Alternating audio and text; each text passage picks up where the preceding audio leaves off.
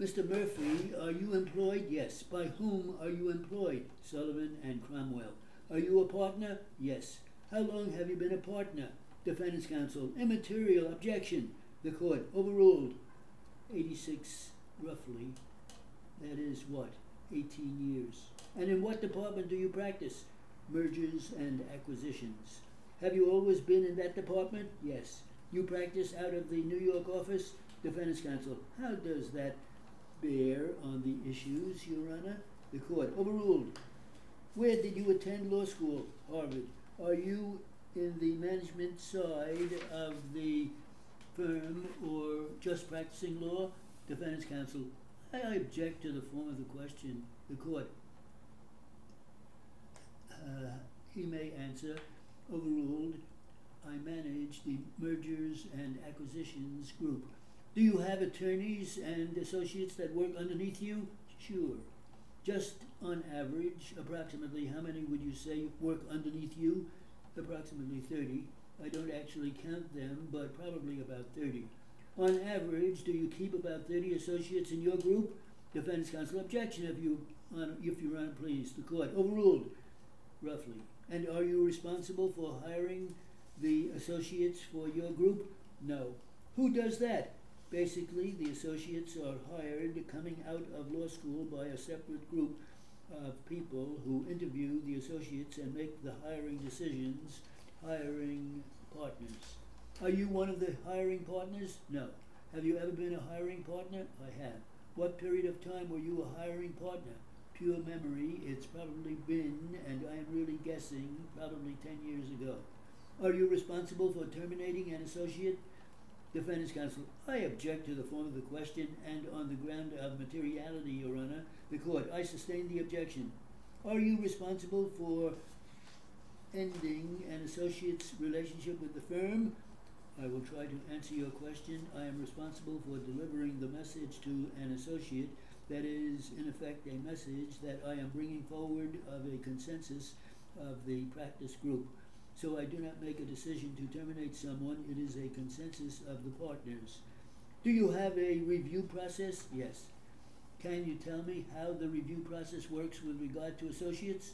Defense counsel. Is there a particular time period you are interested in? Because it may have changed over time. Plaintiff's counsel. Let's talk about it now, and then we will go back, counsel. Defense counsel. What is the relevance of it now? I understand the relevance in 2001. And I have no objection to your asking about it then, but I don't think it's relevant to know what goes on now. The court. Counsel, govern yourself accordingly. Let's talk about the year 2000 and 2001. During that period of time, can you tell me if there was a review process? The court. If you know. Yes. What was the review process?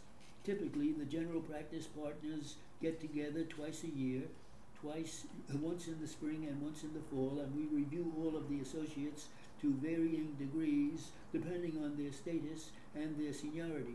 Obviously, we talk about the senior associates more than the younger associates. Then, when you use the word younger and more senior, what would you say would be a younger associate? How many years does that take in? Clearly, the first 2 years, the very, very brief reports, just doing well or whatever. Third and fourth year would still be considered younger associates, but the reports would be a little more elaborate, maybe a report on some of the specifics of what people have said or whatever. Now, would you say that Sullivan and Cromwell has what they may call a partnership track? No. I guess I don't know what you mean by that at the end of the day. Is there a discussion when an associate stands about the timing of how long they may be there and where they may be expected to go or be? Defendant's counsel. Objection. Bad informed. The court. Let's hear this. I think the partnership track, I guess to describe it in those terms, is generally considered to be 8 years. In the year 2000, do you know if any associates in the M&A group were fired? I honestly have no recollection. I don't know. Are you familiar with a Mr. Benjamin Schwartz?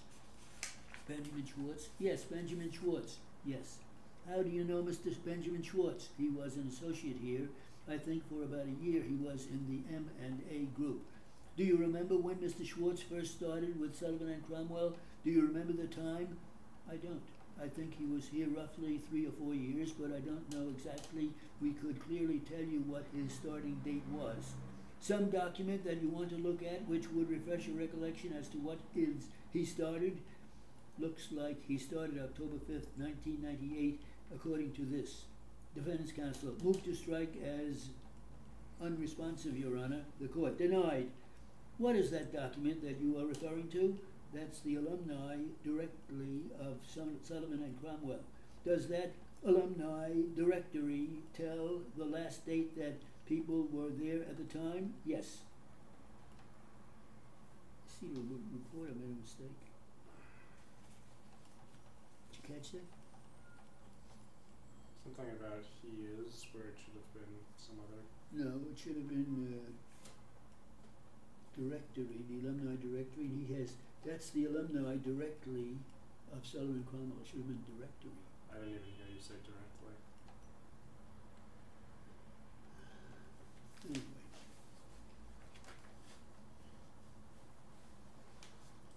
She stands close unless you proofread it.